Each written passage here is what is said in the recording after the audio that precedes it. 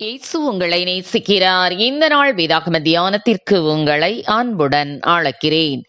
இதோ உலகத்தின் முடிவு பரியந்தம் சகல நாட்களிலும் நான் உங்களுடனே கூட இருக்கிறேன். மத்தேயு 28:20.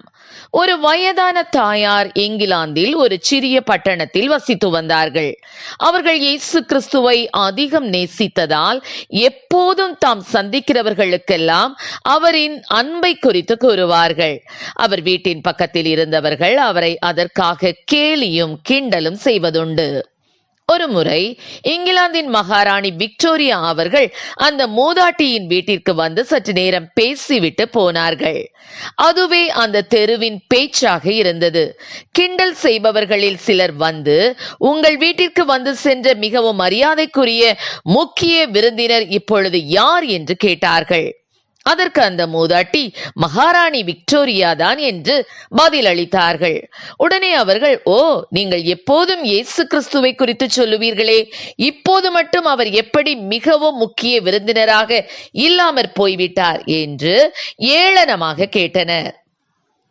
அதற்கு அந்த மூதாட்டி, ஆம், ராணியார் தான் என் விருந்தினர்.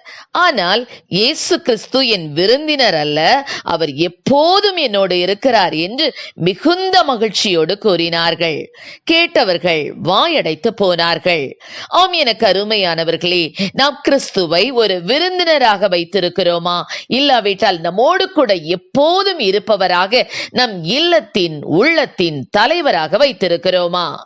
யார் நம்மோடு கூட இருந்தாலும் இல்லாவிட்டாலும் சரி, நம் இயேசு கிறிஸ்து முடிவு பரியந்தம் நம்மோடு கூட இருக்க வேண்டும். உன்னை ரட்சிப்பதற்காகவும் உன்னை தப்புவிப்பதற்காகவும் நான் உன்னுடனே இருக்கிறேன் என்று கர்த்தர் சொல்லுகிறார். போவாஸ் பெத்லகேமில் இருந்து வந்து அறுக்கிறவர்களை பார்த்து, கர்த்தர் உங்களோடு இருப்பாராக என்றார். அதற்கு அவர்கள், கர்த்தர் உன்னை ஆசீர்வதிப்பாராக என்றார்கள். இப்படியாக வாழ்த்துகிறவர்கள் கர்த்தர் உங்களோடு இருப்பாராக என்று சொன்ன வார்த்தைகளை நாம் அறியவும் காணவும் முடிகிறது. இன்றைக்கு நம்முடைய உறவின் முறையில் மனைவி, பிள்ளைகள், பெற்றோர்கள், உறவினர்கள், நண்பர்கள் யாவரும் சில காலம் மாத்திரமே நம்மோடு இருக்கிறார்கள். ஆனால் கர்த்தராகிய இயேசு கிறிஸ்து நம்மை நேசித்து, தாயும் தகப்பனும் நம்மை கைவிட்டாலும், உற்றார் உறவினர்கள் மறந்தாலும், நண்பர்கள் பகைவராய் மாறினாலும், சகோதர சகோதரிகள் இவ்வுலக செல்வத்துக்காக நம்மை வெறுத்து வழக்குகளை நடப்பித்தாலும், நேற்றும் இன்றும் என்றும் மாறாத கர்த்தர் எப்போதும் நமது தாழ்விலும் உயர்விலும், வெற்றி தோல்வியின் நேரங்களிலும், குறைவுகளின் நேரங்களிலும், கண்ணீர் கவலை நிறைந்த நேரங்களிலும் நம்முடன் எப்போதும் இருக்கிறார். ஆம் பிரியமானவர்களே, கர்த்தர் நம்மோடு இருக்கும்போது குறைவின்றி நடத்துவார்.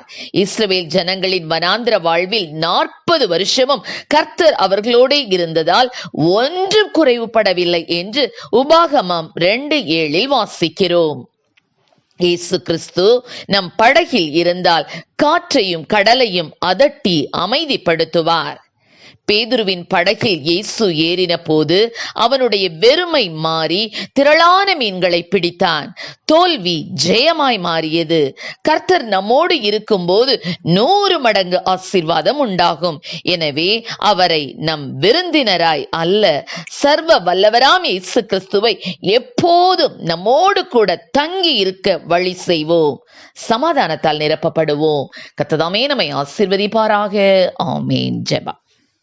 எங்களை அதிகமாய் நேசித்துவள் நடத்துகிற எங்கள் அன்பை பரலோக பிதாவே, அப்பா ஸ்தோத்திரம் ஆண்டவரே. அப்பா, மனிதர்கள் ஆண்டவரை மறந்து போனாலும், மனிதர்கள் எங்களை விட்டு பிரிந்து போனாலும், ஆண்டவரே தாயும் தகப்பனும் கைவிட்டாலும், சொந்த பந்தம் வெறுத்தாலும், எங்களோடு கூட எப்போதும் இருக்கிறவர் நீர் மாத்திரமே தகப்பனே. அப்பா, உலகத்தின் முடிவு பரியந்தம் சகல நாட்களிலும் நான் உங்களோட கூட இருக்கிறேன் என்று சொல்லி இருக்கிறதல்லப்பா. ஆண்டவரே, உண்மை நாங்கள் ஆண்டவரே ஸ்தோத்திரம் எப்போதும் எங்களுடன் அப்பா நீ தங்கி இருப்பதற்கு ஏற்ற ஆண்டவரே நல்ல குணாதிசயங்களை கத்தாவி ஆவிக்குரிய அனுபவங்களை உடையவர்களாய் காணப்பட என் தேவநல கிருபைகளை தருவீராக. ராஜா, நீ பயப்படாதே, நான் உன்னுடனே கூட இருக்கிறேன் என்று சொன்ன தேவனீர் எங்களோடு கூட இருக்கிறீர். அதற்காகவும் நன்றியோடு துதிக்கிறோம். ஆசீர்வதியும். இயேசுவின் நாமத்திலே ஜெபிக்கிறோம் நல்ல பிதாவே. ஆமென்.